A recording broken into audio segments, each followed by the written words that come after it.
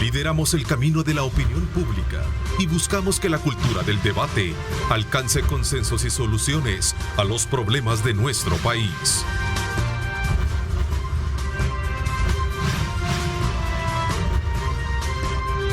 Diálogo con Ernesto López.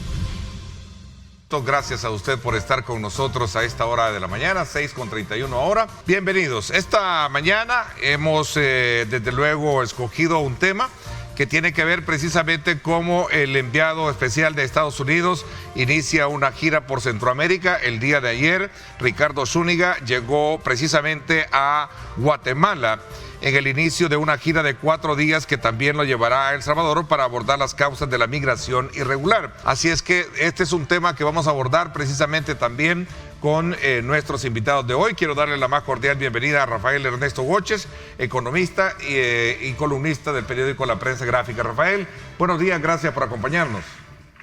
Buenos días, Ernesto, encantado. Gracias. También quiero darle la más cordial bienvenida acá en nuestro set a Abraham Ábrego, director de litigio estratégico de Cristo Sal y experto en temas migratorios. Gracias por acompañarnos, Abraham. Buenos días, Ernesto, gracias por la invitación. Qué bueno tenerlos acá para hablar precisamente sobre estudiar un poco estos fenómenos que a lo largo del tiempo se han convertido en el gran dolor de cabeza para los Estados Unidos. Y sobre todo también en el contexto, Rafael, de un artículo que se publicó ayer en el periódico La Prensa Gráfica, en la cual se titula Éxodo, un dolor de cabeza, escrito por tu persona, Rafael, y en la cual dice: el reto es pasar de la teoría a la práctica. Veamos, Rafael. Sí, Ernesto, la migración es un fenómeno multicausal y por lo tanto intervienen diferentes factores y actores y lo hace bastante complejo. El otro elemento importante a considerar es que la solución trasciende lo nacional, es decir, ningún país por sí solo va a poder solucionar el problema que se da alrededor de la migración. Es decir, ni Estados Unidos por su propia cuenta, ni México, ni Centroamérica individualmente van a poder solucionar y hacerle frente a este fenómeno. El otro punto que es sumamente importante es poder diferenciar los aspectos inmediatos a las causas determinantes de la migración. ¿Qué quiero decir con esto? Hay aspectos en los cuales se necesita acción inmediata. Por ejemplo, las personas migrantes más vulnerables o que se encuentran en la frontera o en solicitud de asilo. En fin, ahí se necesita una respuesta inmediata, dado que en enero y febrero se aumentó bastante el número de personas, dentro de las cuales hay menores no acompañados, y eso lo vuelve un drama humano. Pero por otra parte están los fenómenos o las causas que determinan la migración. Y ahí tenemos pobreza, violencia, tenemos la parte de vulnerabilidad ambiental, corrupción, que son aspectos que requieren una respuesta diferente, una acción duradera, ya que son aspectos que no se van a resolver de la noche a la mañana. Y sobre todo también en el contexto, Rafael, de un artículo que se publicó ayer en el periódico La Prensa Gráfica, en la cual se titula Éxodo, un dolor de cabeza, escrito por tu persona, Rafael, y en la cual dice: el reto es pasar de la teoría a la práctica. Veamos, Rafael. Sí, Ernesto, la migración es un fenómeno multicausal y por lo tanto intervienen diferentes factores y actores y lo hace bastante complejo. El otro elemento importante a considerar es que la solución trasciende lo nacional, es decir, ningún país por sí solo va a poder solucionar el problema que se da alrededor de la migración. Es decir, ni Estados Unidos por su propia cuenta, ni México, ni Centroamérica individualmente van a poder solucionar y hacerle frente a este fenómeno. El otro punto que es sumamente importante es poder diferenciar los aspectos inmediatos a las causas determinantes de la migración. ¿Qué quiero decir con esto? Hay aspectos en los cuales se necesita acción inmediata. Por ejemplo, las personas migrantes más vulnerables o que se encuentran en la frontera o en solicitud de asilo. En fin, ahí se necesita una respuesta inmediata, dado que en enero y febrero se aumentó bastante el número de personas, dentro de las cuales hay menores no acompañados, y eso lo vuelve un drama humano.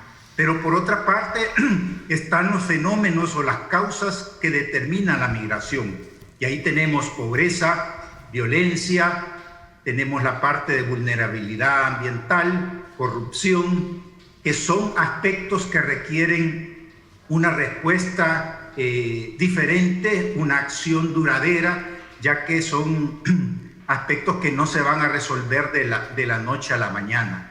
Pero hablar de corrupción no es hablar no específicamente de este gobierno. Para nadie es un secreto que la corrupción en el país ha permeado por largas décadas. Estamos hablando de las últimas, por lo menos, 3 décadas, ¿no?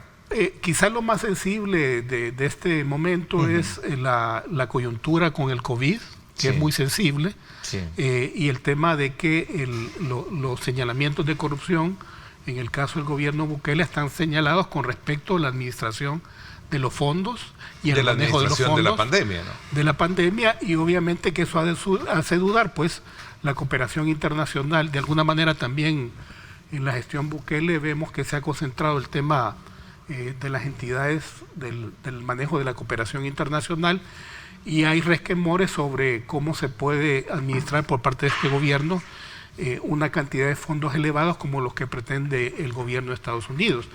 Entonces yo eso lo veo como, no es un problema solo de este gobierno, es un problema estructural que viene en el país, pero al que no se le ha entrado seriamente. Es decir, la solución del problema de corrupción estructural es un problema sistemático de cooptación de instituciones y de evitar que instituciones sean cooptadas por la criminalidad y la corrupción.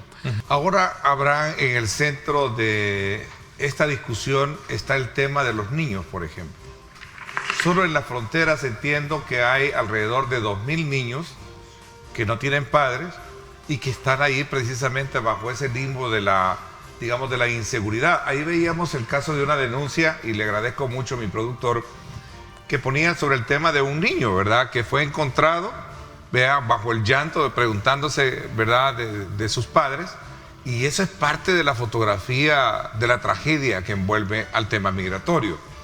En el país, recientemente, hace poco se creó una ley para combatir el tráfico ilegal de personas.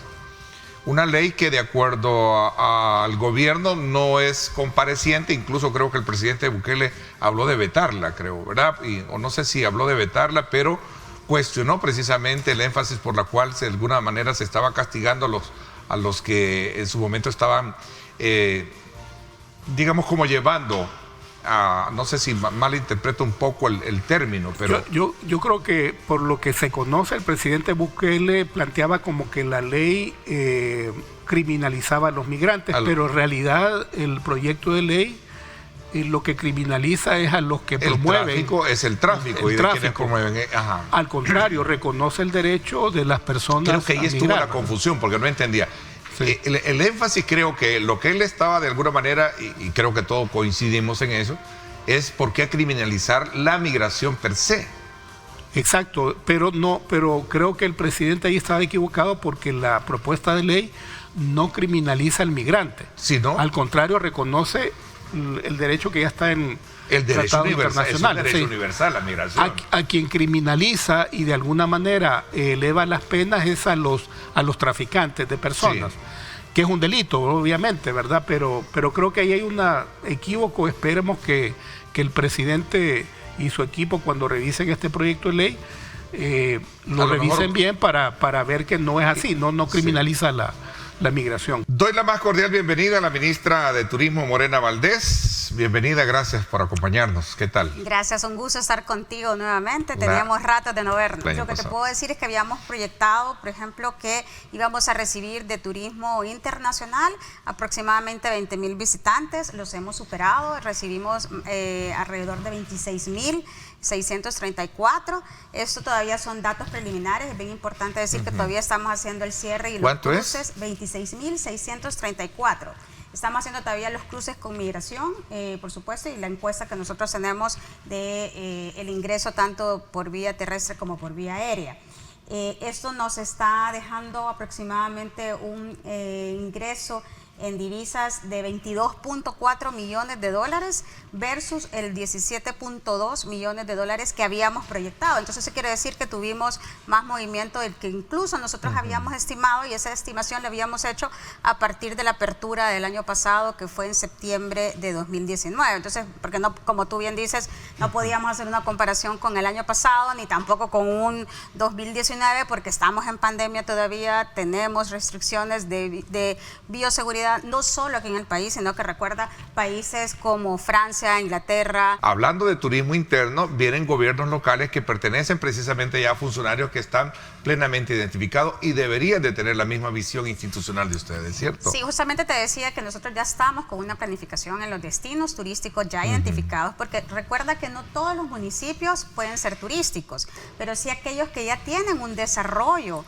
local avanzado, y por supuesto aquellos que tienen todo el potencial, trabajarlos de la mano para ir creciendo de manera ordenada. Justamente lo que te decían tus analistas en el corte anterior.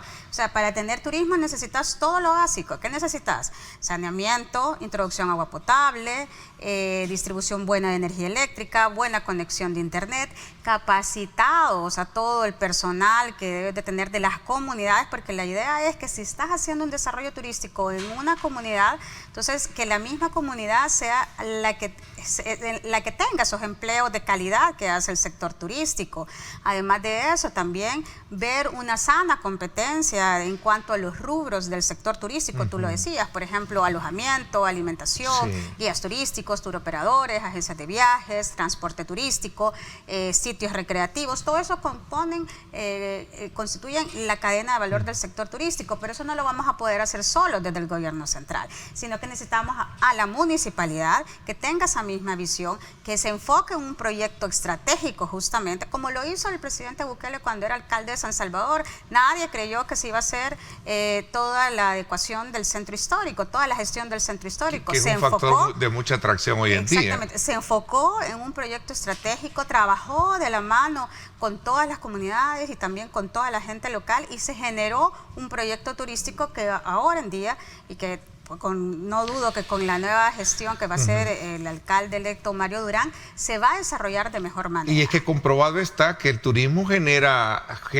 divisas, genera movimiento, dinámica económica. Y empleos de calidad. Y que se traduce en empleos, en muchos factores. Y esa visión es la que, a mi parecer, debe ser un factor importante de promocionarlo hoy con esta nueva, digamos, administraciones de gobiernos locales, que deben de tener ese gen, ese ADN que ustedes ponen. Justamente, vaya, te pongo un ejemplo que tenemos nosotros en estos momentos. El alcalde electo de La Libertad, por ejemplo, Adelio es un muchacho que es bilingüe. Joven, sí, yo tuve la oportunidad de tenerlo en mis programas electorales. Con una gran visión del desarrollo turístico que vamos a tener en esa zona.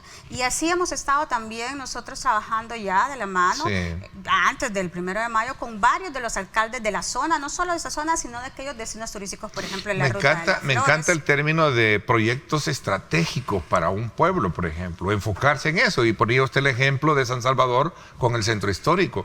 Se convirtió inmediatamente en 3 o 4 cuadras, no sé cuántas son, pero al final es un factor de mucha atracción. Porque después viene todo el proceso de desarrollo del destino y por supuesto del municipio y por supuesto de la comunidad. Y al final, ¿qué es lo que hace? Posiciona a esa ciudad, a ese pueblo y por último a nuestro país. Y demuestra que sí se puede, porque San Salvador como tal, per se, es complicado, complejo, pero se hizo. Y se puede hacer de manera corto, mediano y largo plazo. El problema es que empecemos como antes, ¿verdad? No digamos una población, digamos que no tenga esa concentración como en este caso San Salvador Centro Histórico lo ha tenido. Si lo pudo hacer el Centro Histórico, lo podemos hacer en los otros municipios. Nosotros cuando nos sentamos con las municipalidades siempre le decimos, porque dicen es que no tenemos tal cosa, no tenemos estas otras.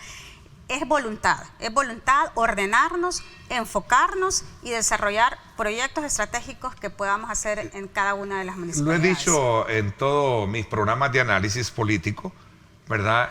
Que es cuestión de una nueva forma de hacer gestión pública.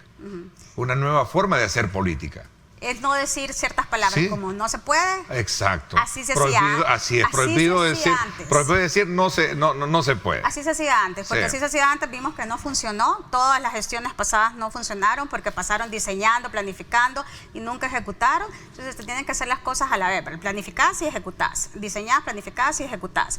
De manera de que eso le va a llevar crecimiento y desarrollo a nuestras comunidades y a nuestro país. Este es un ítem dentro de la plataforma y las proyecciones que se tienen, me decía. Sí, definitivamente para trabajar lo que viene por de la mano Cuénteme. con las municipalidades, eso es vital, y por supuesto también con las comunidades y las asociaciones que ya están organizadas, porque ¿qué es lo que ha pasado? Como ha habido una falta de gestión municipal, entonces las asociaciones comunitarias se han fortalecido. Muchas veces a nosotros no nos vienen desde la alcaldía las peticiones. En Semana Santa, por ponerte un ejemplo, tuvimos peticiones de que no había pasado el camión de la basura en varios destinos turísticos, que para ello es vital, por supuesto, el manejo de los desechos. Entonces, ¿qué hicimos? Hicimos una articulación entre el Ministerio de Obras Públicas, el Ministerio de Medio Ambiente, para poder pasar y recoger, cosa que no nos compete a nosotros desde el gobierno central, sino que a la municipalidad. Entonces, aquí va a ser clave que las municipalidades, que estas nuevas autoridades, que sí lo esperamos y tenemos de verdad una puesta de fe y de esperanza, y además de trabajar en conjunto con las municipalidades y con las organizaciones comunitarias que ya tenemos en la zona. Porque si están bien todos ellos, van a estar bien también los empresarios, que para la inversión privada, la certeza y la confianza de que las leyes y que las ordenanzas y que las reglas se cumplan es vital para crecer la inversión privada, y esto hace crecer también la generación de empleo de calidad en la zona. Ministra, tengo acá $4 cobraron de parqueo en el Malecón de la Libertad, ¿es correcto eso? Decirte que no, bueno, nosotros tenemos en el Malecón de la Libertad, que está el Mercado del Mar, que es el parqueo que está enfrente, que no cobra $4, sino que el que está a la par, que es un privado. Son de las cosas que hay que mejorar. Ya el nuevo alcalde se tendrá que sentar justamente con ese dueño de ese parqueo privado para ver de qué manera también estas cosas no sucedan. O sea, eso es lo que te digo. Porque por cuestión de temporada, a lo mejor, y creo que esto va en consonancia de lo que yo le decía, que creen que por ser temporada elevar precios es un rédito importante. Va a ser temporal porque la segunda vez no le llegan. Exactamente, es lo que te digo, es trabajar sector privado, la municipalidad. Se necesita de un modelo educativo, diría, de formación. Esto yo siempre le digo cuando nos reunimos con los alcaldes electos, este va a ser todo un proceso que vamos a tenerlo que hacer rápido, pero que se va a necesitar hacerlo de manera muy ordenada, y de hacerlo también con un gran proceso de sensibilización y de conciencia, porque hemos venido haciendo las cosas como hemos querido. O sea, exactamente, es todo un desarrollo que nadie lo ha regido, entonces esto va a tener que hacérselo de manera ordenada y gradual, pero de manera también muy rápida y concisa. Satisfecha ya para concluir, satisfecha de lo que se hizo y con mucha expectativa y con mucho optimismo por lo que viene. Por supuesto, nosotros estamos trabajando con mucho optimismo, satisfecha en cuanto a resultados económicos. Esa carretera de Sur City, lo hablábamos extra cámara, es muy... todo lo que se está haciendo alrededor del turismo, gracias a este gobierno que por primera vez, yo que tengo varias gestiones, lo puedo decir con mucha propiedad, se está trabajando de manera articulada. Esto va a ser vital, pero de nada nos va a servir a todo el gobierno central trabajar de manera articulada, como tú bien dices, si de parte de los locales o de parte de la empresa privada también no estamos con esa misma visión. Entonces esto va a ser clave para el desarrollo turístico de todas las zonas. Esta es una de las grandes apuestas que le estamos haciendo, ¿verdad? El trabajo en conjunto con todos los sectores de la sociedad y con toda la cadena de valor del sector turístico, y por supuesto no olvidar que estamos en medio de una pandemia COVID-19 y que ese desarrollo va a tener que ser de manera ordenada y gradual. y esperamos también venirte a contar ya cuando estemos muy próximos al inicio del torneo mundial. Sí, este va a ser por una supuesto. gran oportunidad y una gran ventana para El Salvador para posicionarse como el epicentro del surf. Vamos a tener a los mejores atletas del mundo del surf en El Salvador, así que seguro eso nos va a traer mucho beneficio, no solo de posicionamiento, sino que de derrama económica en las diferentes zonas turísticas. Qué bueno que nos proyectemos en esa ruta, sobre todo para lograr generar esa oportunidad que necesitan muchos jóvenes, como es el tema del empleo, y sobre todo también colocar al país como un destino turístico de lo que siempre hemos hablado y me apasiona hablar. Yo sé. Solo recordando que el COVID-19 no se ha ido, Así es. que debemos tener todas las medidas de bioseguridad para que podamos ser ese destino emergente que todo el mundo quiera venir, porque nos cuidamos y somos un ejemplo a nivel mundial del manejo de la pandemia COVID. Ministra, como siempre, gracias por acompañarme. Gracias Siempre a que ti. viene me dan ganas de soltarme la corbata e irme a la playa. Bueno, No, pero hay siempre que trabajar. con las medidas de Sí, bioseguridad. pero hay que trabajar, ¿verdad? Exactamente. No, muchas gracias nuevamente No, y éxitos a ti, en sus Ernesto. labores. Gracias. Por mi parte, esto es todo por hoy. Pásenla bien y como siempre recuerden lo más importante, amar a Dios sobre todas las cosas. Lideramos el camino de la opinión pública y buscamos que la cultura del debate alcance consensos y soluciones a los problemas de nuestro país.